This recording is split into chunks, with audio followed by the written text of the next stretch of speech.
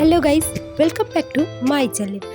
তো সবাই কেমন আছো? আশা করি সবাই ভালো আছো, আর আমিও খুব খুব খুব ভালো আছি। আজকে আমি রেডি হয়ে গেছি দিদির বাড়ি যাওয়ার জন্য। আমার মেজদির বাড়ি না, কোনো আজকে ওকেশন নেই। আজকে আমরা যাচ্ছি এমনি ঘুরতে, আর দিদিকে দেখতেও যাচ্ছি। দিদির শরীরটা একটু খারাপ। তো চলো, আমি বেরিয়ে পড়েছি। এবার আমি মেন রোডে যাব। তো চলে এসেছি মেন রোডে, অটোর জন্য দাঁড়িয়েছি। অটো পেলে তারপরে আমি আর আমার মা মিলে চলে যাব দিদির বাড়ি। চলো, অটো পেয়ে গেছি। এবার অটোর পিছনে বসে আছি। আজকে প্রচণ্ড গরম পড়েছে, রোদেরও খুব তাপ। একটুখানি দেরি হয়ে গেছে বেরোতে, এর জন্য আরও বেশি রোদের মধ্যে দিয়ে যেতে হচ্ছে আমাদের। দিদির বাড়ির রাস্তায় এবার হাঁটছি। ওদের রাস্তা থেকে বাড়ি অবধি অনেকটাই, তো হাঁটতে হাঁটতে যেতে হচ্ছে এখন। চলো, চলে এসছি ওই শেষ বাড়িটা দিদির বাড়ি। চলো ঢোকা যাক তাহলে এবার।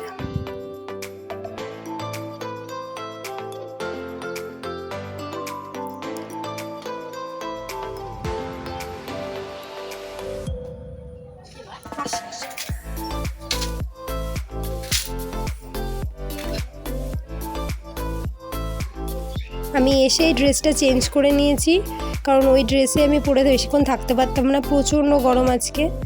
তো চেঞ্জ করে নিয়েই চলে এসেছি দিদিদের ব্যালকনিতে। তো ব্যালকনি দিয়ে মাঠ দেখা যায়। ওই মাঠটায় বিকেল হলে প্রচুর বাচ্চারা বড়রা খেলাধুলো করে। তো এখন প্রচণ্ড রোদ, তো এখন কোনো মানুষ নেই ওখানে। তাই আমি তোদের দেখিয়ে দিচ্ছি। আমার খাওয়া দাওয়া হয়ে গেছে, সেই ভিডিওগুলো আর করা হয়নি। তো দিদিদের এটা আরেকটা ব্যালকনি।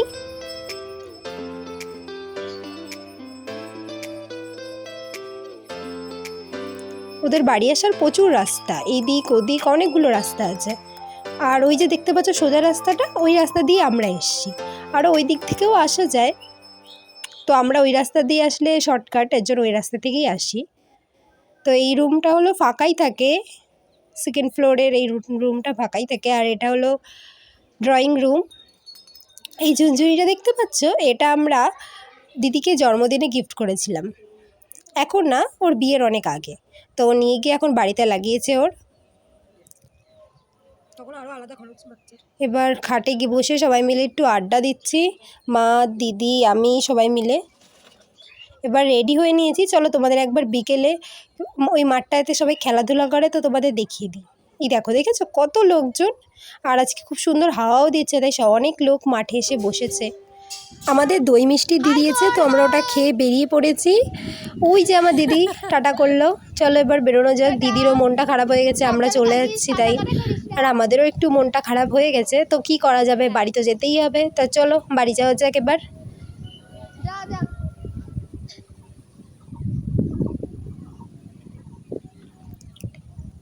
এবার এখান থেকে আমরা যাব হাবড়া।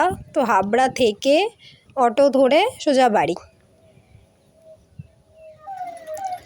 হাবড়ায় চলে এসেছি, অনেকক্ষণ ধরে দাঁড়িয়ে কোনো অটো পাইনি, তারপর একটা গাড়ি পেয়েছি। তো চলে এসেছি এবার বাড়িতে।